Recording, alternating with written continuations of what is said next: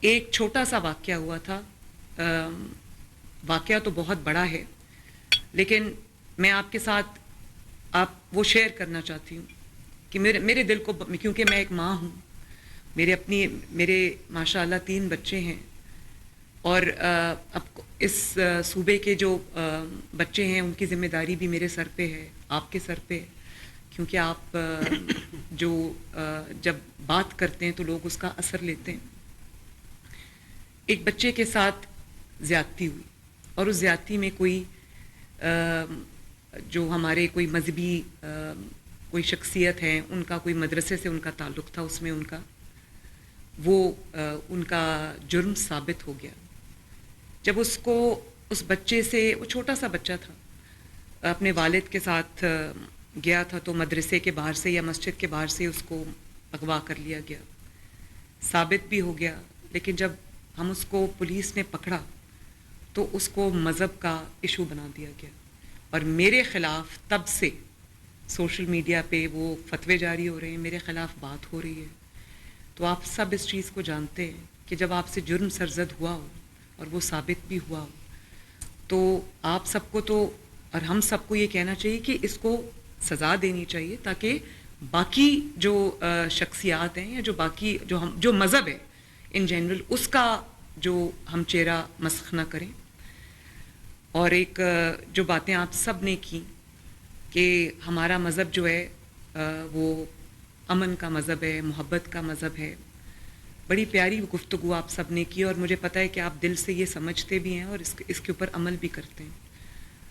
تو جب اس طرح کے الزام لگتے ہیں تو اس وقت آپ سب کی جو آپ سمجھتے ہیں کہ اس پہ ایکشن ہونا چاہیے, آپ سب, مجھے پتہ ہے آپ سے سنے بغیر میں یہ جانتی ہوں کہ جب کوئی جرم ثابت ہوتا ہے تو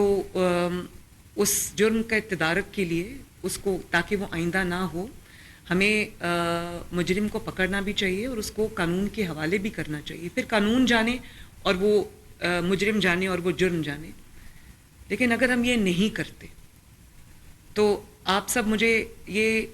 آپ سمجھتے ہیں کہ اس سے مذہب کا چہرہ کوئی خوشگوار یا کوئی خوبصورت چہرہ ہم لوگوں کے سامنے پیش نہیں کرتے,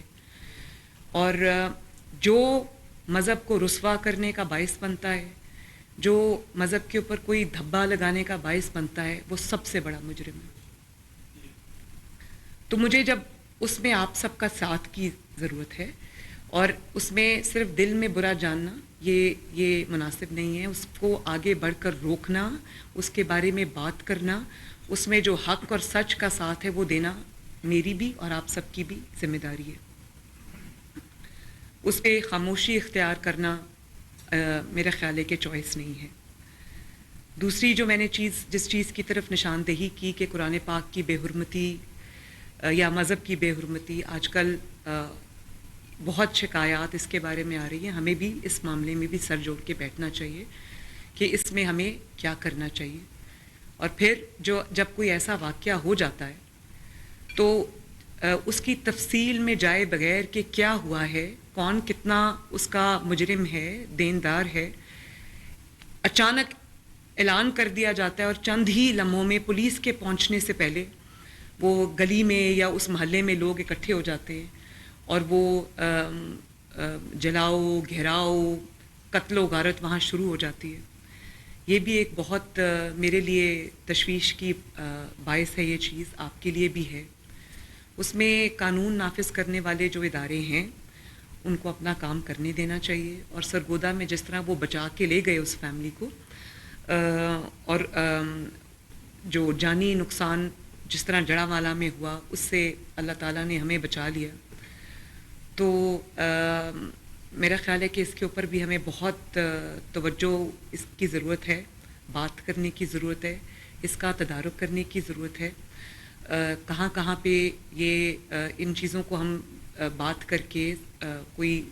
فیصلہ سازی کر کے کوئی بہتری کی طرف ہم جا سکتے ہیں, وہ بھی اس چیز کی بھی میرا خیال ہے کہ اس وقت بہت ضرورت ہے. سوشل میڈیا کی آپ نے بات کی, تو ابھی آئی جی صاحب نے بھی مجھے بتایا, اور مجھے اس چیز کا علم بھی ہے کہ سوشل میڈیا پہ یہ مواد جو ہے وہ بالکل ہوتا ہے، لیکن ابھی آئی جی صاحب نے بتایا کہ 50,000 سے زائد اکاؤنٹس اور